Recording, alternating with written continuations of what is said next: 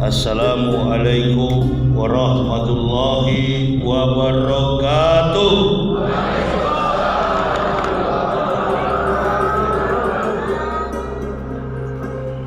Alhamdulillahillazi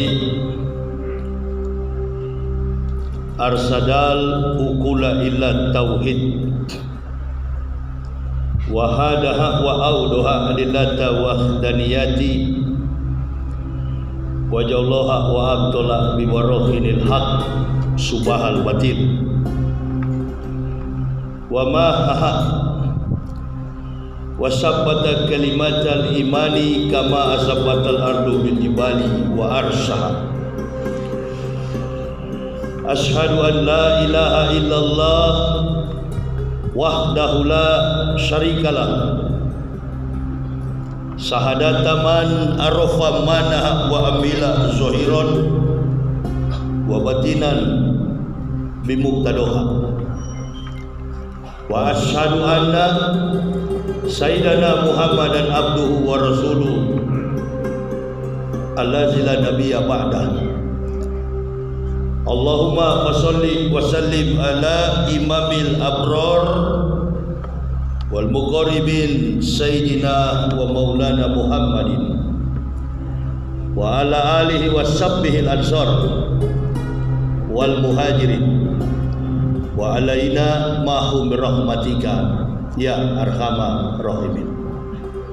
Ibu bapak, saudara-saudaraku rahimakumullah yang kami hormati, Badan Kemakmuran Masjid Al-Munawwarah Kota Padang, Sumatera Barat, tokoh masyarakat, Nini Mama, cerdik pandai, dan yang kami cintai, kami banggakan.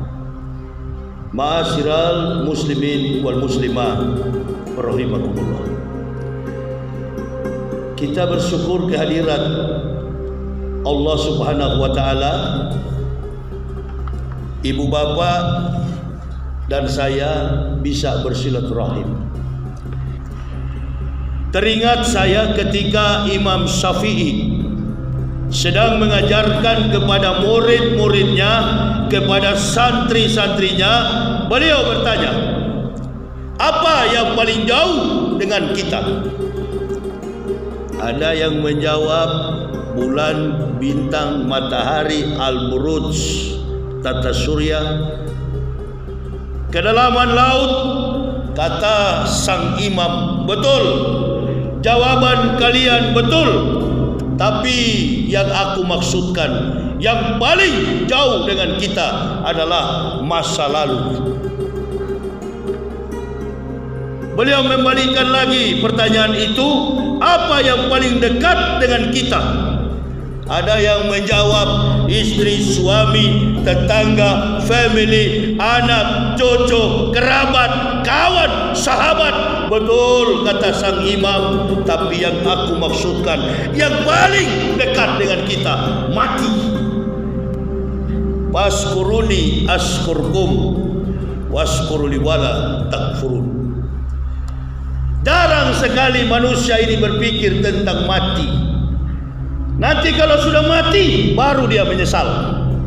Jangan dianggap orang mati itu nggak tahu dalam kematiannya. Ada 3 komponen dalam kehidupan diri anatomi manusia, tapi ruhiyah itu selalu hidup, terkapar di pelataran kiamat sebagai seorang terdakwa di hadapan hakim. La tasalu qadama abdin yaumal qiyamati min baini yadaillahi ta'ala hatta yus'alu an arba'ati asab. Tidak beranjak kaki seorang hamba di pelataran kiamat yadaillahi ta'ala, di hadapan Allah Ta'ala, kecuali dia ditanya 4 pertanyaan. Yang pertama, an umri fima afna, umur. Masjid ini, dari beberapa masjid saya keliling, saya perhatikan face, postur tubuh, umur, usia jamaah yang ada di sini kebanyakan orang tua. Masjid dipenuhi orang tua. Orang muda kemana Ustaz? An umri fima afna. Dari tadi orang tua-tua saya lihat. Umur dengan apa engkau habiskan? Saya Allah kasih hidayah tahun 2006 bertepatan 17 Ramadan 1427 Hijriah. Sudah 18 tahun usia keislaman saya. Dari awal masuk Islam, berdakwah sampai hari ini, bahkan insya Allah sampai masuk liang kubur, sekali layar terkembang, pantang menyerah. Allahu Akbar. Jangan surut, jangan pakai istilah iman timbul tenggelam. Nggak ada istilah timbul tenggelam. Sekali melangkah dalam perjuangan jihad, iskariman au mutsyahidan qadwatun fisabilillahi au rakhautun khairun minad dunya wa ma fiha. Berangkat pagi atau sore, berjuang di jalan Allah lebih mulia daripada dunia dan segala isinya. Tadi malam saya bicara di Masjid Nurul Ikhlas terkait perbandingan agama antara kafir dan Islam. Dari semua komponen orang-orang kafir yang ada di dunia, saya bicara tentang keagungan, kebesaran, kemuliaan Islam. Setelah saya diberi hidayah, diberi petunjuk, dan saya baru tahu ternyata Baitullah, rumah Allah itu adalah masjid. Masjid, rumah Allah yang dimasuki oleh para malaikat sampai kepada para nabi. Di langit yang ketujuh ada nama Masjid Baitul Makmur. Setiap hari dimasuki oleh 70.000 malaikat, keluar masuk, yang sudah masuk tak boleh masuk kembali. 70.000 setiap hari. Ketika Rasulullah sallallahu alaihi wasallam dimi'rajkan oleh Allah, bukan di Isra tetapi di Mi'raj. Tadi kan ada mukadimah saya baca. Ya, wa ashadu anna Muhammadan abduhu wa rasuluh. Allazi la nabiyya ba'da, sesudah Rasul tak ada lagi nabi. Ya, dia diangkat. Ada yang bertanya, Ustaz, peristiwa Isra wal Mi'raj itu dalam usia umur Nabi, apakah itu mimpi atau langsung dengan tubuh? Kalau Rasulullah hanya mimpi, tak mungkin sampai ke Sidratul Muntaha. Subhanalladzi asra bi abdih laila minal masjidil haram ilal masjidil aqsa.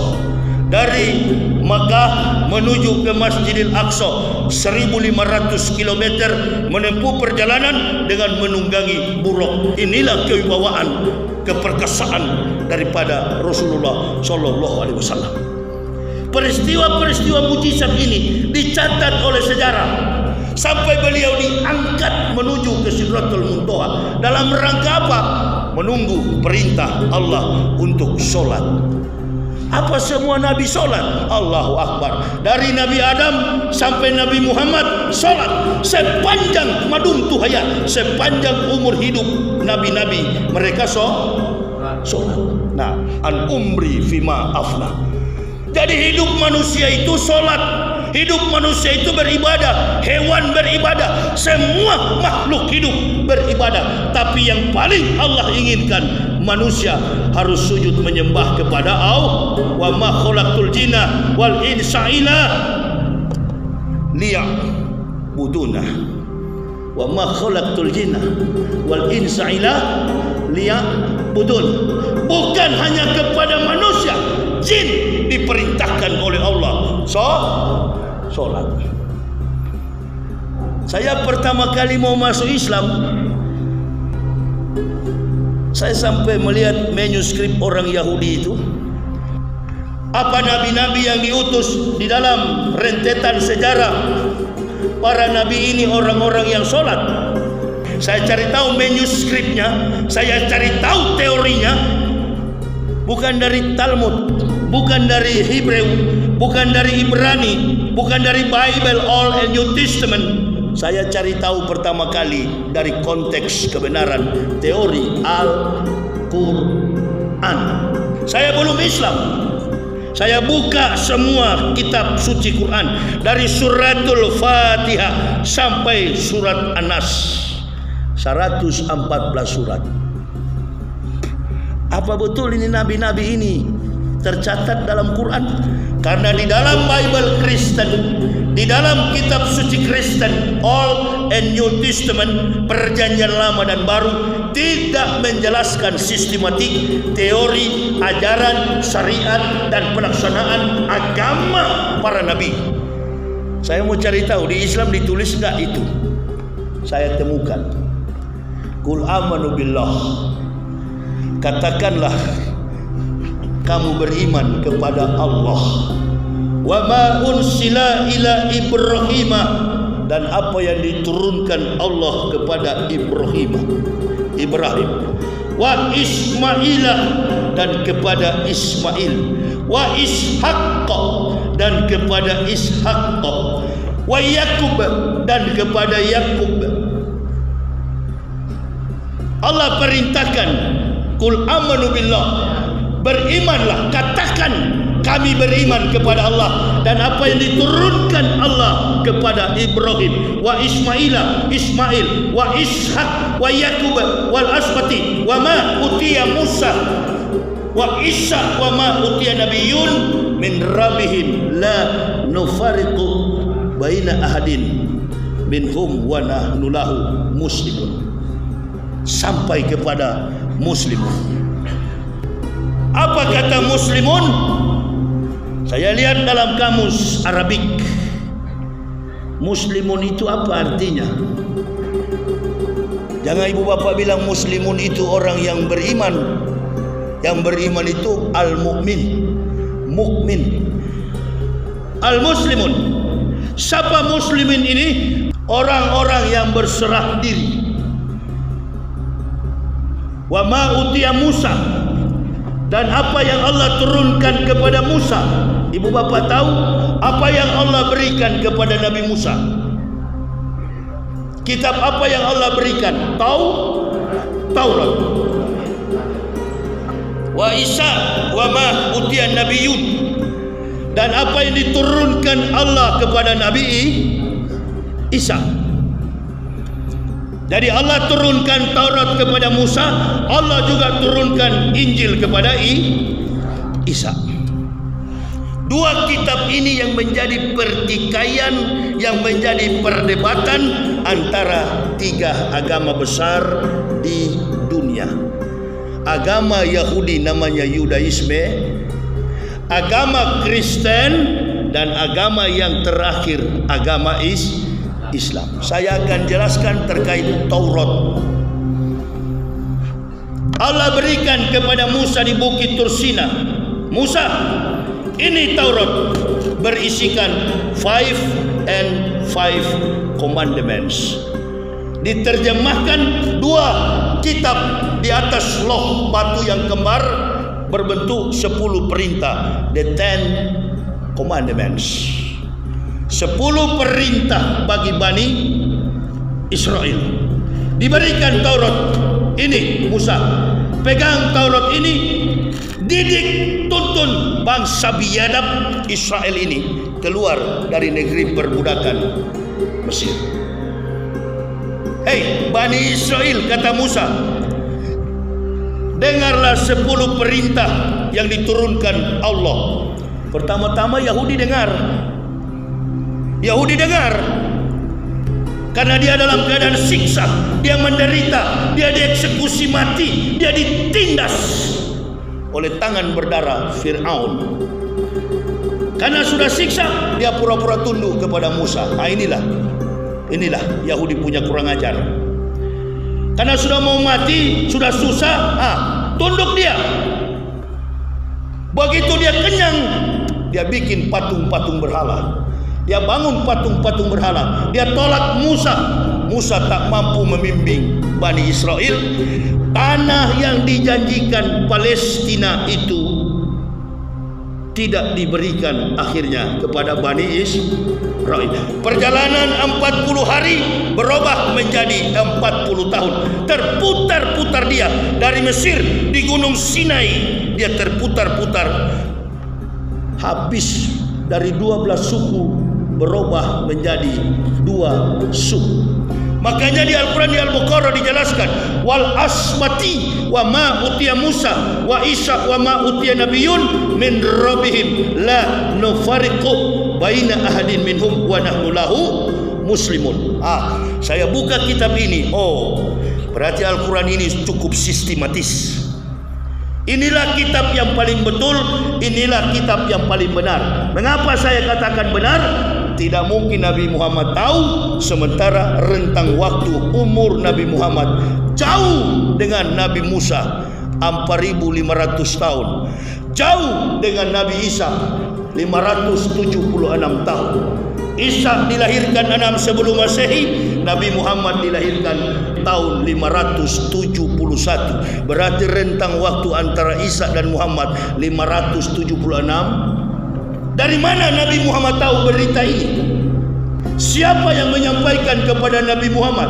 Adakah dialog antara Nabi Muhammad dan Nabi Isa di rumah makan Takanajuo? Hanya orang pintar, cerdas yang meneliti. Laqad ansalna ayatin mubainatin wallahu yahdi ma yasya'u ila siratim mustaqim. Barulah Allah berikan petunjuk. Ini asli betul-betul hidayah. Jadi ibu bapak, saya nggak pernah ada orang Islam yang meyakinkan sama saya, Pak Yahya, kamu kalau tidak masuk Islam, kamu masuk neraka. Allahu Akbar ya Karim. Saya dulu kaliber, dah tuanya kafir saya ini. Saya juga mengajarkan dulu orang Kristen masuk surga. Dan kiai-kiai, ustadz-ustadz juga setuju. Iya, kita sama-sama masuk surga. Cuma jalannya beda. Kristen pakai angkot, Islam pakai bus. Ini nih munafik-munafik yang dari Muslim juga munafik, panjile, takwi. Ini nih yang lagi musim di zaman Presiden Joko Widodo ini. Panjilat. Itu dia. Ya, ini. Jadi umat jadi bingung. Mana yang betul ini? Mana ajaran yang benar? Ajaran yang betul adalah ajaran Islam. Ajaran Kristen kafir. Siapa yang bilang? Bukan saya yang bilang. Al-Quran yang mengajarkan saya, bukan orang Islam. Laqad kafara allazina qalu innallaha masih ibnu Maryam. Kafirlah orang yang mengatakan Isa anak Maryam adalah Tuhan selain Allah. Jadi waktu saya buka-buka Quran itu, jari tangan saya ini seperti diberi petunjuk. Buka di sini, buka di Maryam, buka di Anisa, buka di Al-Baqarah. Islam akan ditakuti kalau penghuninya berisi kepala. Supaya ibu bapak tahu apa rahasia Taurat, apa rahasia Injil, bagaimana Nabi Muhammad datang, dan apa yang disampaikan Isa terkait Islam ini, sehingga saya masuk Islam. Ini bapak ibu, Al-Baqarah ini menjelaskan manusia di dunia ini harus beriman. Beriman kemana? Kepada rangkaian silsilah kitab para nabi. Apakah Nabi Muhammad pernah jumpa dengan Ibrahim? Apakah Nabi Muhammad pernah jumpa dengan Nabi Daud, dengan Musa, dengan Nabi Isa? Jauh jarak waktunya. Begitu jauh, sejarah tak mungkin mempertemukan sosok Nabi Muhammad dengan Nabi sebelum beliau. Kok bagaimana sampai Nabi Muhammad tahu? Ada Suhuf, ada Zabur, ada Taurat, ada Injil tertulis dalam Al-Quran. Makanya sejarawan Amerika, Eropa, orang yang mengkaji Islam, mengkaji Kristen, mengkaji Yudaisme, mereka semua kembali kepada fitrah. Jangankan menilai kebenaran Islam, kesalahan agama mereka sendiri tidak mereka tahu, apalagi kebenaran Allahu Akbar. Ibu bapak bayangkan, Matematikawan, fisikawan, astronom, ahli perbintangan, astronaut, orang yang pergi ke bulan, semua kompetensi manusia, keahlian manusia, orang-orang jenius masuk Islam di Eropa dan Amerika. Perkembangan Islam Eropa dan Amerika luar biasa. Dulu Islam dilarang azan, tapi karena perkembangan Islam yang begitu pesat, begitu maju, diperintahkan oleh Joe Biden kepada Menteri Sekretaris Negara, sampaikan bahwa azan di masjid sudah bisa. Karena perkembangan Islam luar biasa. Apa yang orang mau cari, manusia mau cari di dunia ini? Di umur hidupnya yang kata Nabi, bahkan umat Islam pun tak akan sampai 100 tahun. Kalau sampai 100 tahun, alhamdulillah, ada bonus. Karena yang menertibkan dunia ini adalah ulama, bi ilmi ulama'i. Saya bukan ulama, saya bukan ustadz, saya bukan buya, saya hanyalah makhluk dari lumpur kafir Allah angkat ke sini. Kamu bantu nih ustadz-ustadz, ulama-ulama, karena mereka tidak mau terbuka dengan ayat Quran. Dia nggak berani untuk bicara tentang kebenaran. Qulil haq walau kana muron. Kalaupun berani, umat diperalat. Demi Allah, yang jiwa saya ini sudah tunduk hanya kepada Allah. Kapan pernah saya suruh umat Islam bela? Sampai di dalam penjara, saya tolak semua pengacara. Sejak saya masuk Islam, jiwa dan raga saya disandarkan hanya kepada Allah. Hidup dan mati saya biarkan Allah yang siksa saya, Allah juga yang bebaskan saya. Kalau Allah masukkan saya ke penjara, insya Allah waktu yang dekat atau waktu yang lama, Allah juga yang akan bebaskan. Luar biasa Ustaz. Ancaman 10-15 tahun jadi 5 bulan. Kenapa Anda bilang luar biasa? Kita bukan maling, kita bukan koruptor. Makanya Pak Doni, Pak Januardi, kalau umat pilih kalian jadi anggota DPR, jangan ikut dengan kawanan maliang. Ini Jokowi punya kabinet ini kebanyakan maliang, papan curi kalau istilah kita di Manado itu, koruptor. Jadilah predikat yang baik. Bagaimana Partai Demokrat itu partai yang santun, dibina, dipimpin oleh Susilo Bambang Yudhoyono, mantan presiden yang mempunyai predikat, karakter, etika, bahkan kemampuan agama yang baik dan bersikap kebapaan. Itu yang kita dambakan. Insya Allah doakan supaya Anies jadi presiden. Forum dunia mengakui, angkat topi melihat Anies. Anies itu levelnya ya sederajat dengan Susilo Bambang Yudhoyono. Anies dan Susilo Bambang Yudhoyono punya kemampuan orasi yang baik, tutur kata yang baik, santun dan beradab. Falsafah negara kita santun dan beradab. Orang hina SBY tak pernah lapor. Orang hina Anies cuma senyum. Dua-dua gagah, postur tubuhnya gagah, senyumnya ganteng. Itu baru namanya pemimpin. Ini satu sudah begini, satu sudah jangan tersinggung ini yang tua-tua ini. Satu sudah payah, body sudah satu sudah belok lagi. Carilah pemimpin yang masih gagah. Kalau Anies sudah jadi presiden, 1000% saya percaya, insya Allah Demokrat, Golkar, PAN, Gerindra akan gabung dengan Anies. Amin ya robbal.